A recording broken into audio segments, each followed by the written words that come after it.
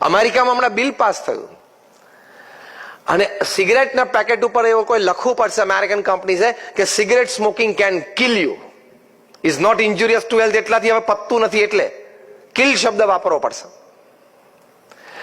રશિયાની ડ્યુમામાં હમણાં bill pass થયું. ડ્યુમા ઇઝ ધી પાર્લામેન્ટ. રશિયામાં પાર્લામેન્ટને ડ્યુમા કે DUMA, ડ્યુમામાં બિલ પાસ થયું કે children under 14 they should not be out of their house after 9 PM because it is dangerous for their ethics and morals. 14 વર્ષથી નાના સંતાનોએ રાત્રે 9 વાગ્યા પછી ઘરમાંથી એકલા નહીં નીકળવાનું, કોઈ વડીલ સાથે હોય તો જ, નહીં તો એની નૈતિકતામાં પ્રશ્ન થઈ શકે ને નૈતિકતામાં વાંધો આવી શકે, એ ખોટા સંસ્કારો શીખે.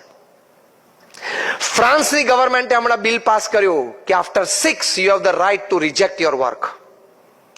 સાંજે 6 વાગે ને એટલે તમે તમારું કામ રિજેક્ટ કરી શકશો.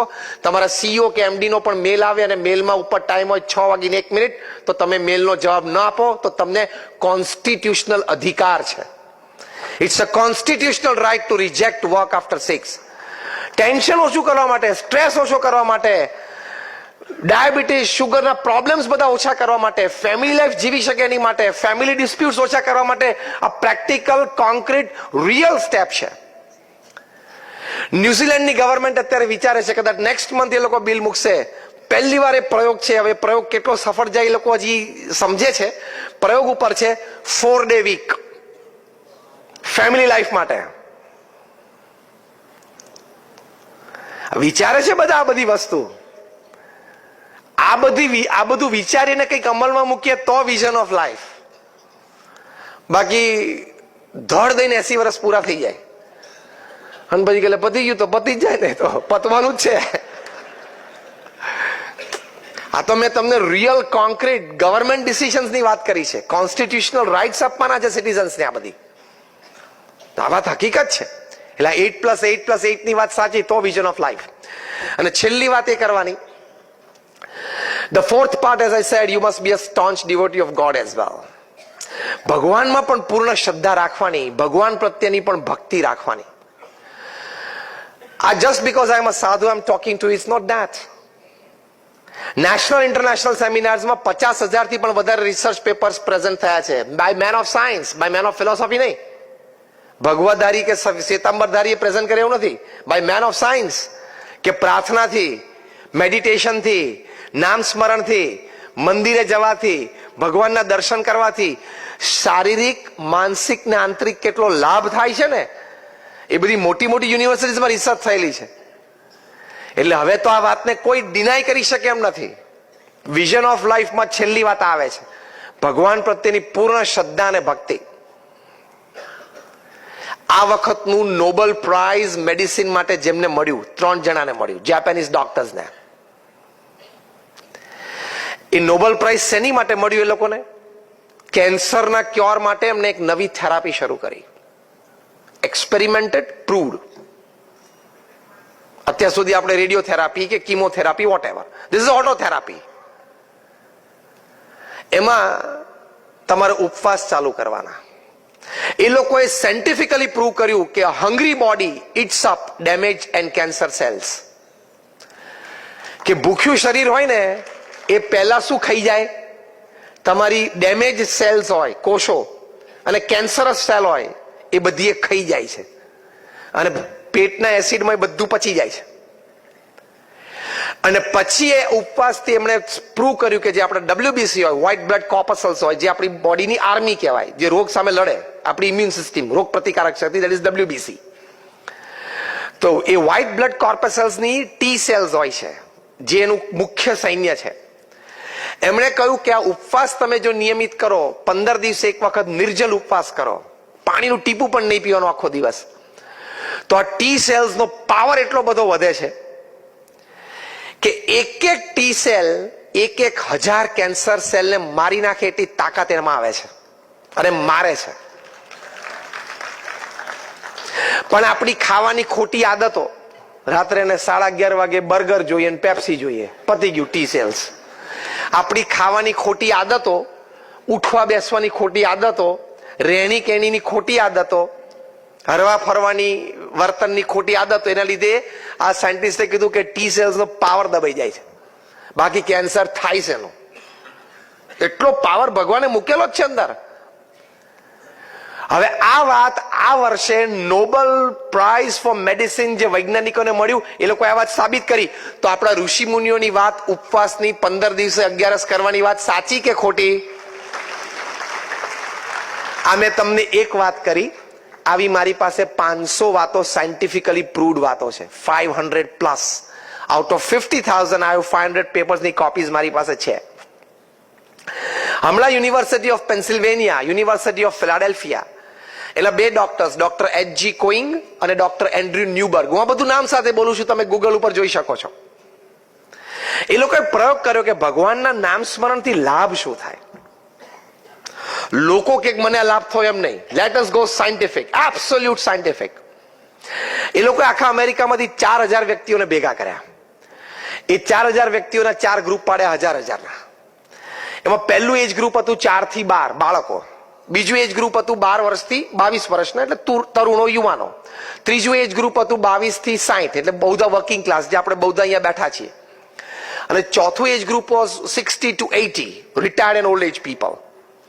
એ 4 ને એ લોકોએ ભેગા કર્યા across caste, creed, colour, religion, nationality, એટલે એક વેરાઇડ સેમ્પલ હતું આખું.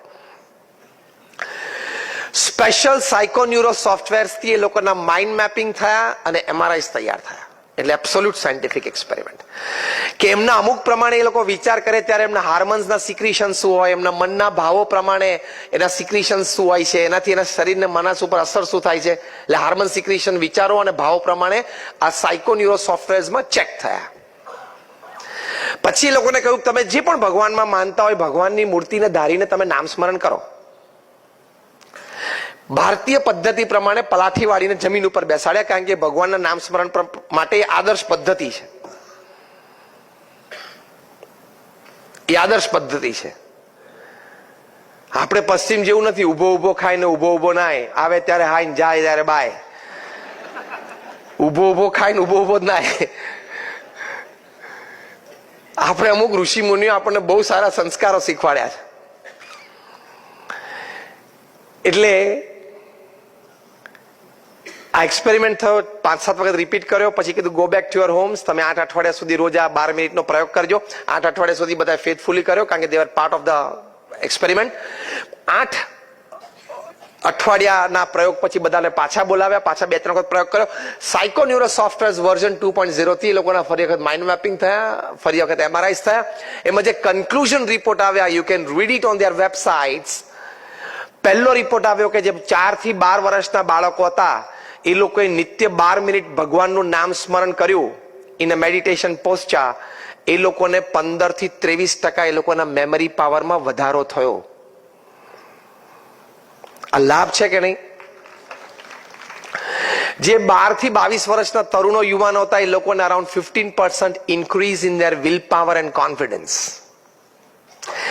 જે 22 થી 60 વર્ષના હતા એટલે વર્કિંગ ક્લાસ હતો એ લોકોને around 15% increase in their buffer capacity, એટલે કે જીવનના ઝાટકા અને દુઃખ સહન કરવાની શક્તિમાં 15 થી 25% વધારો.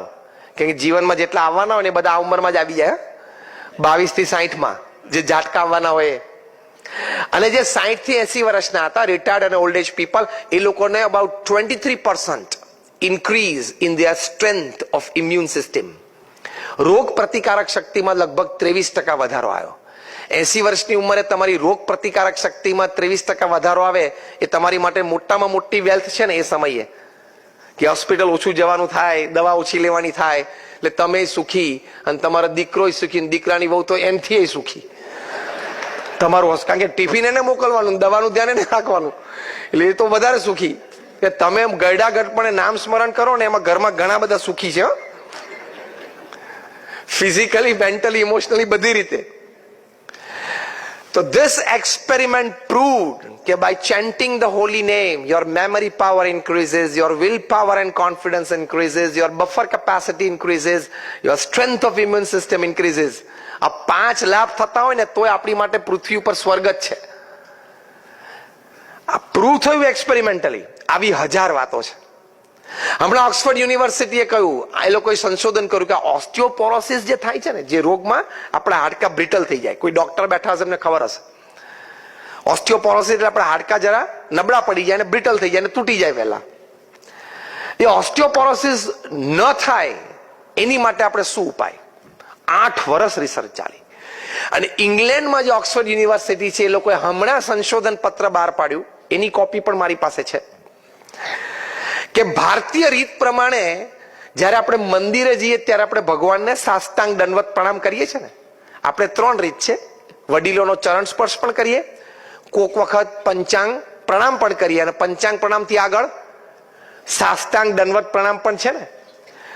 એ ભારતીય રીત પ્રમાણે સાષ્ટાંગ દંડવત પ્રણામ કોઈ નાનપણથી ખાલી રોજ 5 કરે ને, ઓક્સફર્ડ યુનિવર્સિટીએ લખ્યું કે એને ક્યારેય ઓસ્ટિયોપોરોસિસ થાય જ નહીં.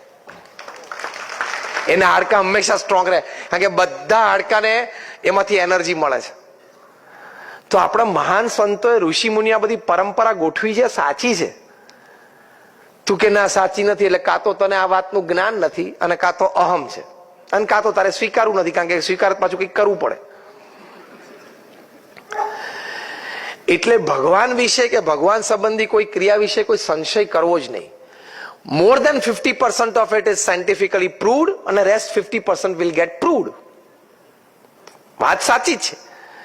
અને હજારો ભક્તોનો જે આંતરિક અનુભવ છે તો હકીકત છે કે ભગવાન પ્રત્યેની શ્રદ્ધાથી આ લૌકિક લાભ છે. ભગવાન પ્રત્યેની શ્રદ્ધાથી આપણા આત્માનું કલ્યાણ છે. That is the ultimate vision of life.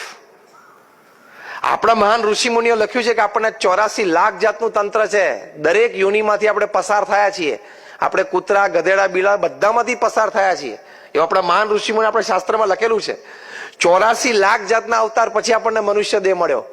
એ વખતે balance of life, vision of life and achievement of life ન લઈ શકીએ તો અગેન ધેટ સર્કલ સ્ટેન્ડ્સ. એ ચક્કર તો પાછી ઊભું જ રહે.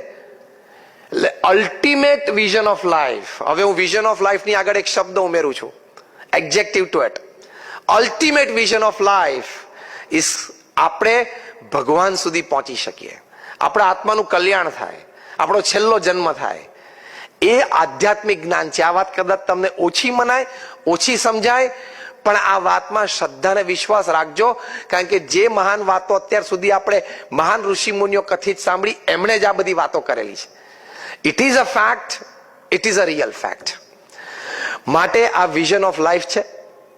Again I repeat, wonderful academic qualification and a smart professional. Second, a complete family man. Third, a great human being. And fourth, a staunch devotee of God. આ ચારે role આપણે સારી રીતે ભજવી શકીએ તો આપણને વિઝન ઓફ લાઈફ આવ્યું કહેવાય. I will and my talk. છેલ્લી એક વાત કરીને આપણે પૂરું કરીએ. એક બહુ સરસ પુસ્તક હમણાં મેં એક રશિયન ઓથરનું વાંચ્યું. એ પુસ્તકનું શીર્ષક છે ધ 5 ચેમ્પિયન ક્વેશ્ચન્સ. એમાં લેખક છે રોન કુર્તુસ. એમણે લખ્યું કે રોજ રાત્રે સૂતા પહેલા તમારે તમારી જાતને 5 પ્રશ્ન પૂછવાના, તો તમારો દિવસ સારો ગયો છે એમ તમારે સમજવાનું. એના ઉત્તર હામાં મળે તો. પહેલો ક્વેશ્ચન, વોટ એમ આઈ ગ્રેટફુલ ટુ ટુડે? હું કઈ જગ્યાએ કઈ વ્યક્તિને આજ માટે ઋણી છું? કોકનું તો ઋણ હોય ને તમારો દિવસ પૂરો કરવામાં, તેનો આભાર માનવો. That makes you a human being. That is your character. બીજી વાત એમણે લખી છે, જે 5 માંથી બીજી વાત એમણે લખી કે where was I helpful to today to somebody? ક્યાંક મેં નાની નિસ્વાર્થ ભાવે મદદરૂપ થાય એવી કોઈ ક્રિયા કરી? Third question, where did I do a good job? મેં સારું કામ કર્યું મારા વ્યવસાયમાં કે મારા કાર્યક્ષેત્રમાં ક્યાંક ઇમ્પ્રુવમેન્ટ લાવ્યો? ફોર્થ, ચોથો પ્રશ્ન પૂછવાનો, what did I learn today? હું આજે કંઈક નાની સારી વાત શીખ્યો? ભલે નાની વાત હતી પણ એક સારી વાત મેં સાંભળીને શીખી અને કંઈક સારો નિર્ણય લીધો. અને 5મી વાત, how did I take care of my self? મેં મારી જાતની કેવી રીતે સંભાળ રાખી, ફિઝિકલી, મેન્ટલી અને ઇમોશનલી. એટલે ફિઝિકલી એક્સરસાઇઝ થી માંડીને મેન્ટલીથી સારા વિચારને વાંચનથી અને ઇમોશનલી સદભાવનાથી. આ 5 ક્વેશ્ચન તમે તમારી જાતને પૂછવાના. બહુ જ સુંદર, ન્યુયોર્ક ટાઈમ્સ ઉપર બેસ્ટ સેલર હતું ઘણા વર્ષો સુધી, ધ 5 ચેમ્પિયન ક્વેશ્ચન્સ બાય રોન કુર્તુસ. એટલે આવા બધા સારા વિચારો, this is vision of life. તો આપણું જીવન નિયંત્રણમાં રહે, ટ્રેક ઉપર રહે અને સુખી થવાય. તો આવા સારા વિચારો આપણા દરેકના હૃદયમાં સ્થિર થાય, આપણે ખૂબ સારું જીવન જીવી શકીએ એવા આજના આ શુભ દિવસે જ્યારે આપણે આવા એક મહાત્મા કહી શકાય એવા શ્રી હરિભાઈ કોઠારી, જેમને ખૂબ સુંદર વાતો દાયકાઓ સુધી આપણને આપી છે, સમાજને આપી છે, અને એમની વાતોથી, એમના ઉપદેશથી ઘણા બધા લોકોના જીવન પરિવર્તન થયા છે, એવા આપે પણ અનુભવ્યા છે, અમે પણ ઘણા બધાને અનુભવ્યા છે. એવા એક બહુ જ પવિત્ર આત્મા તે હતા. એમના આ 80મા જન્મદિવસે આપણે એમની વાતો ને એમના વિચારો, એમની જ આ જે વાતો મેં કરી એ બધી સંલગ્ન, સરખી,